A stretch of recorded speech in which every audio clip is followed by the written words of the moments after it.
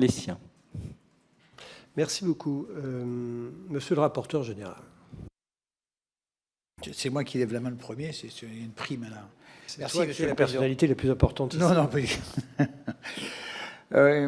merci beaucoup pour vos explications. Une remarque et une question.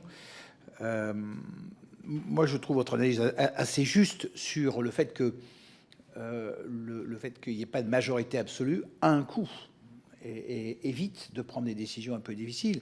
Et le compromis qui se fait sur la loi de fin de gestion, pour illustrer votre point 2023, quand le compromis est fait avec les oppositions pour essayer de trouver une majorité pour voter ce texte, elle demande que la prime carburant soit élargie à plus de monde, elle demande que, certains se reconnaîtront, elle demande que la prime rénov soit élargie à plus de monde, etc. etc. Donc les compromis se font toujours avec des dépenses supplémentaires et rarement avec des propositions.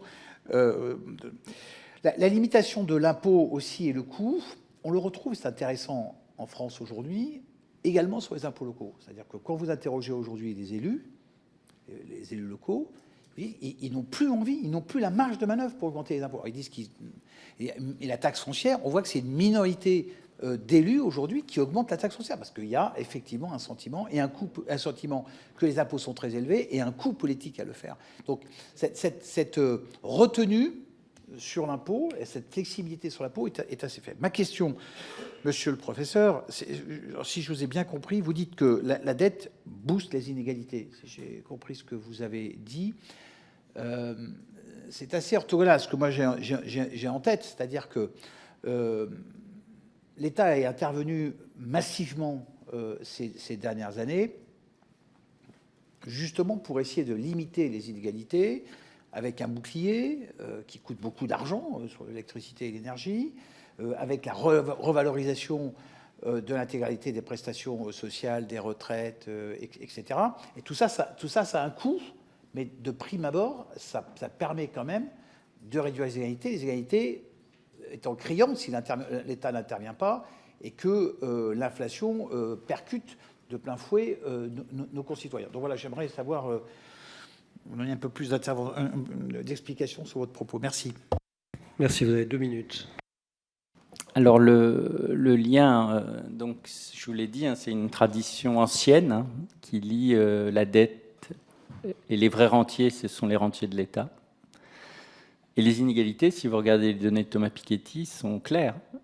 La grande période des inégalités en France, c'est la période des rentiers, la période de la très forte rente de la fin du 19e jusqu'à la Première Guerre. Alors ça vous intéresse, c'est pas ça dont vous voulez que je parle, mais le mécanisme est le suivant, c'est que, comme je vous l'ai dit, ceux qui reçoivent les intérêts sont plutôt les hauts revenus, puisque beaucoup de titres sont dans les assurances-vie, par exemple, et ceux qui paient, c'est tout le monde. Donc il y a une inégalité d'accès à la rente publique. Et ça passe par le fait que quand vous avez un crédit pas cher, ceux qui en bénéficient, c'est les mêmes. Donc c'est les marchés financiers. Donc c'est vrai que ça rentre en contradiction avec toute une politique de redistribution, mais c'est ce que les économistes, certains du moins, appellent la complexité. C'est-à-dire quand vous touchez à quelque chose, ça a une multitude d'effets que vous ne maîtrisez pas et qui souvent vont à l'encontre de ce que vous voulez faire.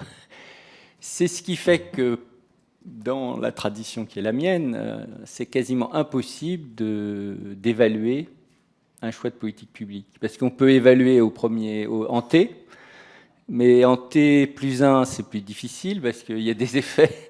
Et après, ça se multiplie sur tous les marchés et tous les comportements. Donc, malheureusement, je ne serai pas de ceux qui vont vous dire appuyons sur une touche et vous aurez la croissance et tout et tout. Non. Voilà. Nous sommes désolés de cette mauvaise nouvelle, monsieur le professeur. Alors, je ne sais pas si j'ai répondu. C'était l'objet, c'était les inégalités principalement. C'est ton rêve. Et après, on reviendra peut-être sur la question de la transition écologique.